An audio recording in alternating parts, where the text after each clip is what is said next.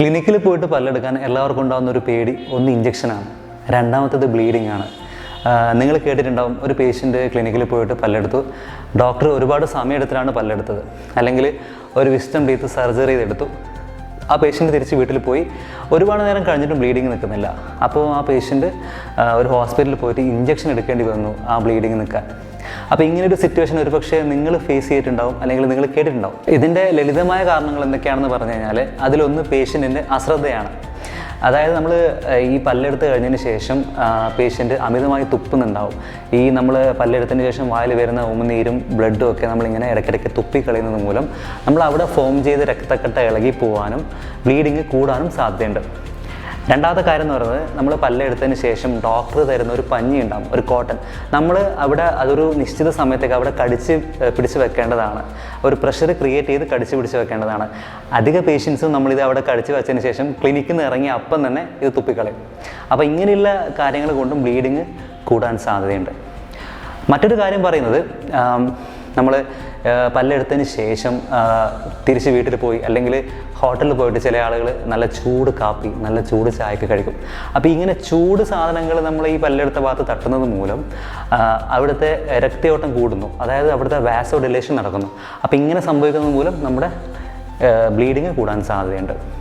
മറ്റൊരു കാര്യം എന്ന് പറയുന്നത്, നമ്മൾ ചില ആളുകൾ സ്ട്രോ ഉപയോഗിച്ച് കുടിക്കും.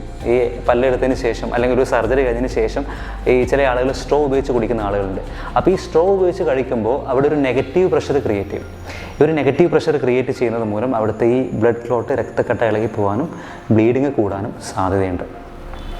പിന്നെ ചില ആളുകൾ, പ്രത്യേകിച്ച് കുട്ടികൾ, ഈ ഓർത്തോ എക്സ്ട്രാക്ഷൻസ് ഒക്കെ കഴിഞ്ഞ് കഴിഞ്ഞാൽ ഇവർ അന്ന് വൈകിട്ട് തന്നെ ചിലപ്പോൾ ജിമ്മിൽ പോകും, അല്ലെങ്കിൽ ഫുട്ബോൾ, ക്രിക്കറ്റൊക്കെ കളിക്കാൻ പോകും. അപ്പോൾ ഇങ്ങനെ അമിതമായ നല്ല വ്യായാമങ്ങൾ ചെയ്യുന്ന സമയത്ത്, സർജറി കഴിഞ്ഞ ദിവസം വ്യായാമങ്ങൾ ചെയ്യുന്നത് ബ്ലീഡിങ് കൂടാൻ സാധ്യതയുണ്ട്. ഇനി ഇതിന് സങ്കീർണമായ കാരണങ്ങളിലേക്ക് നമ്മൾ കടക്കുമ്പോൾ അതിലൊന്നാമതായി വരുന്നത് ഹൈ BP ആണ്, അതായത് ഉയർന്ന രക്തസമ്മർദ്ദം. അപ്പോൾ ഈ ഹൈ BP ഉള്ള ആളുകൾക്ക് നമ്മൾ ഈ സർജറി ചെയ്യുന്ന സമയത്തോ അല്ലെങ്കിൽ സർജറിക്ക് ശേഷമോ ഹൈ BP വരികയാണെങ്കിൽ അവർക്ക് ബ്ലീഡിങ് നിൽക്കാൻ കുറച്ച് ബുദ്ധിമുട്ടായിരിക്കും. അതുപോലെ ഈ ബ്ലഡ് തിന്നേഴ്സ് ഒക്കെ കഴിക്കുന്ന ആൾക്കാരുണ്ടാവും, അതായത് നമ്മുടെ രക്തം കട്ട പിടിക്കാതിരിക്കാനുള്ള ചില മെഡിസിൻസ്, അതായത് നമ്മളെ ഹൃദയ സംബന്ധമായ അസുഖങ്ങൾ അല്ലെങ്കിൽ സ്ട്രോക്ക് പോലുള്ള അസുഖങ്ങളൊക്കെ ഉള്ള ആളുകളാണെങ്കിൽ അവർ ഈ രക്തം കട്ട പിടിക്കാതിരിക്കാനുള്ള ചില മെഡിസിൻസ് കഴിക്കും. ഫോർ എക്സാമ്പിൾ നമ്മുടെ ആസ്പിരിൻ, ക്ലോപ്ഡോഗ്രൽ, വാർഫാരിൻ തുടങ്ങിയ ചില മെഡിസിൻസ്. അപ്പോൾ ഇത് കഴിക്കുന്ന ആളുകളാണെങ്കിൽ ചിലപ്പോൾ അവരത് ഡോക്ടറോട് പറയാൻ മടിക്കും, പല്ല് പെട്ടെന്ന് എടുക്കാൻ വേണ്ടിയിട്ട് ഡോക്ടറോട് അവരത് പറയാൻ മടിക്കും. അപ്പോൾ അങ്ങനെയുള്ള ആളുകൾക്ക് ഈ സർജറിക്ക് ശേഷം നല്ല ബ്ലീഡിങ് ആയിരിക്കും, അത് മറ്റ് പല കോംപ്ലിക്കേഷൻസിലേക്കും പോകാനും സാധ്യതയുണ്ട്. അതുപോലെ കരൾ സംബന്ധമായ അസുഖങ്ങളുള്ള ചില ആളുകളൊക്കെ ഉണ്ടാവും.